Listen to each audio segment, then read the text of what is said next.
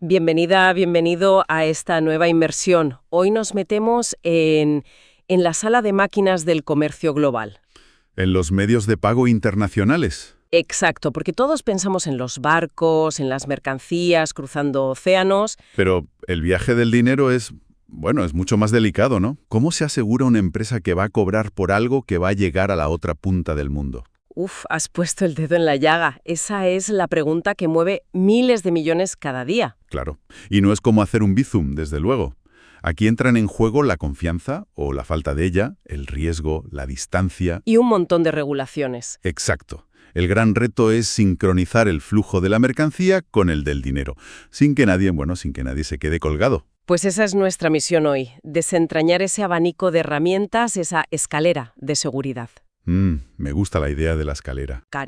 Y veremos cómo en cada peldaño el riesgo va cambiando de bolsillo. A veces lo tiene el que compra. Y a veces el que vende. Venga, vamos a desglosar este tablero de ajedrez. Para empezar a ordenar las piezas, hay una variable que lo define todo. ¿Cuándo se paga? Fundamental. ¿Antes de enviar, al recibir la mercancía o después? Parece simple, pero aquí se decide todo. Totalmente. Es el punto de partida. Si el importador paga por adelantado, está en la práctica dándole un préstamo al exportador. Asume todo el riesgo, claro. Paga y cruza los dedos. Y en el otro extremo, si el pago es a 90 días, por ejemplo, es el exportador el que está financiando la operación. Y se la juega a no cobrar. Entendido. Todo el juego consiste en encontrar un equilibrio en esa balanza. Eso es. Pues empecemos por la base, donde la confianza es casi total. Supongo que hablamos del cheque y la transferencia. Sí, aunque lo del cheque en comercio internacional suena casi a pieza de museo. Un poco sí, ¿verdad? Todavía se usa, pero poco. Tienes el cheque personal, que es una promesa de pago de la empresa, y el bancario. Que al menos te garantiza que hay fondos detrás. Claro, da más seguridad. Pero el problema es que es un documento físico. Se puede perder, lo pueden robar, y para el exportador el riesgo de que un cheque personal no tenga fondos es, muy real. Vale, el cheque casi descartado. La mayoría irá a la transferencia. Es rápido, es digital, pero el problema de la confianza sigue ahí, ¿no? Sigue intacto. La transferencia, que normalmente va por la red SWIFT, no es más que una orden de pago. O sea, si has acordado pagar después del envío. Pues tú, como exportador, mandas tu mercancía y te sientas a esperar a que tu cliente sea una persona de palabra y ordene el abono. La agilidad es máxima, la seguridad mínima. Y aquí dentro de Europa tenemos la ventaja de la zona SEPA. Una ventaja brutal, la zona única de pagos en euros. Y no solo es la UE, que son 27, sino otros 9 países como Reino Unido o Suiza. En la práctica, hacer una transferencia a Múnich es como hacerla a Sevilla. Igual de rápido, barato y sencillo, con el IBAN y el BIC, listo. Y ojo, que se está reforzando. ¿Ah, sí? Sí, a partir de octubre de 2025 será obligatoria una verificación. El sistema comprobará que el nombre del titular y el IBAN coinciden antes de pagar. Ah, pues eso va a evitar muchos fraudes. Un montón. Pero, de nuevo, no elimina el riesgo comercial. Es solo para que el dinero llegue a la cuenta correcta. Vale, cheque y transferencia son para relaciones de mucha confianza. Pero, ¿y si empiezas con alguien nuevo, en otro continente? Ahí necesitas un árbitro. Es donde entran los bancos. Exacto.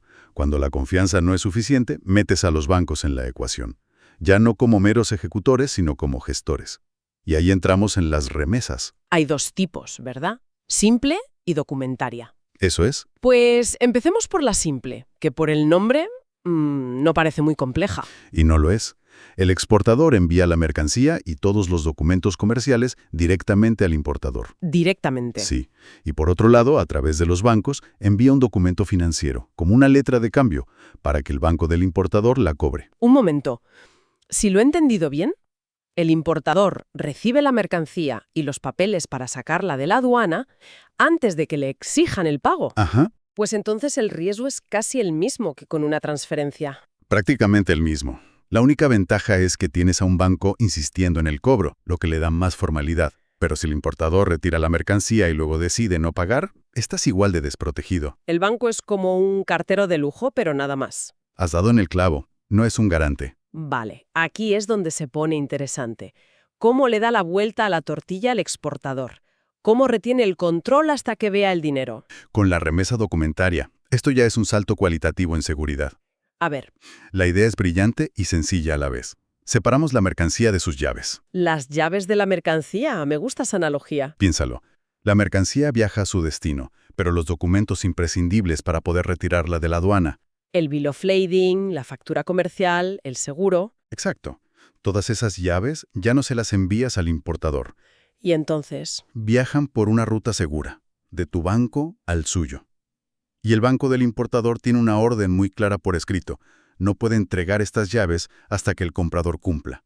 y cumplir puede significar dos cosas, ¿no? O pagan en el acto. Ujú.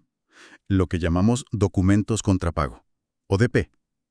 El importador llega al banco, paga, y solo entonces le dan la carpeta con los documentos, O la otra opción, que se comprometa a pagar en el futuro. que es el documentos contra aceptación, ODA. Aquí no paga al momento, pero firma una letra de cambio, por ejemplo, a 60 días. Al firmar, el banco le entrega los documentos. Vale. El exportador sigue sin cobrar, pero ahora tiene un compromiso legal. Un título ejecutivo. Ya no es una simple factura impagada, es un documento con un peso legal enorme. Esto sí que cambia las reglas del juego. Ahora el exportador tiene la sartén por el mango. Totalmente. Pero claro, ahora el riesgo se ha ido al otro lado. El importador paga o se compromete a pagar un poco a ciegas, sin ver la mercancía. Ese es exactamente el nuevo equilibrio.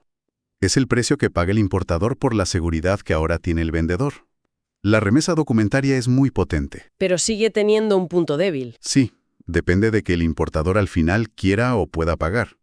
Si la empresa quiebra o simplemente se niega a retirar los documentos, tu mercancía se queda parada en un puerto a miles de kilómetros. Vale, hemos subido varios peldaños, pero todavía hay un riesgo. Supongo que para operaciones de mucho valor o con países inestables hace falta la garantía definitiva, el estándar de oro. Ese es el crédito documentario, también llamado carta de crédito o LC. Y aquí, ojo, la naturaleza del mecanismo cambia por completo. Es otro mundo. A ver, explícame eso, porque hasta ahora los bancos serán intermediarios, gestores. Carteros de lujo. Eso. Pero ahora me dices que el banco del importador se convierte en el pagador. Exacto. Su promesa de pago sustituye a la del comprador. ¿Y cómo funciona esa magia? Se basa en un compromiso irrevocable y en el principio de independencia. El banco del importador emite un documento en el que se compromete en firme a pagar al exportador si éste presenta una serie de documentos que cumplan de forma estricta, pero estricta de verdad, con las condiciones del crédito. ¿Y qué es eso del principio de independencia? Significa que el crédito es una operación totalmente separada del contrato de compraventa. A los bancos no les importa la mercancía. No trabajan con contenedores, sino con papeles. Exacto. Si los papeles que presenta son perfectos y coinciden al milímetro con lo que pide el crédito, el banco emisor está legalmente obligado a pagar. Punto. Si luego la mercancía llegó mal, ese es un problema entre comprador y vendedor, pero el pago ya está hecho. Vale, entiendo. La garantía de cobro viene del banco del importador. Pero, ¿y si ese banco está en un país, digamos, complicado? Has dado en el clavo. La solvencia de un banco en Zúrich no es la misma que la de uno en un país con riesgo político. Pues ese escenario que describes es un crédito avisado. Tu banco en España simplemente te avisa de que hay un crédito a tu favor, pero la única garantía es la de ese banco emisor lejano. Te la sigues jugando con el riesgo país.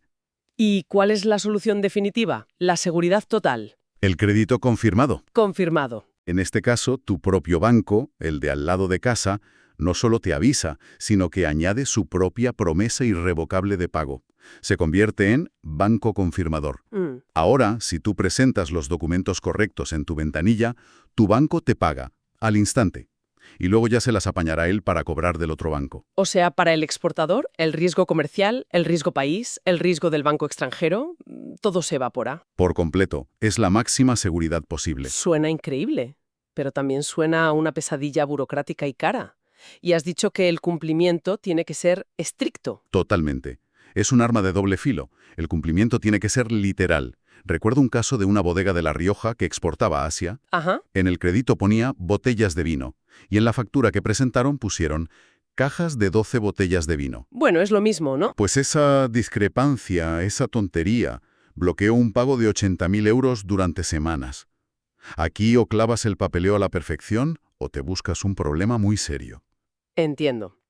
Entonces, si hacemos balance, Hemos recorrido un camino que va desde la simple confianza de una transferencia, Hasta la arquitectura casi impenetrable de un crédito documentario confirmado. donde la promesa de un banco sustituye a la de otro. La gran conclusión es que no hay un medio de pago mejor que otro en términos absolutos.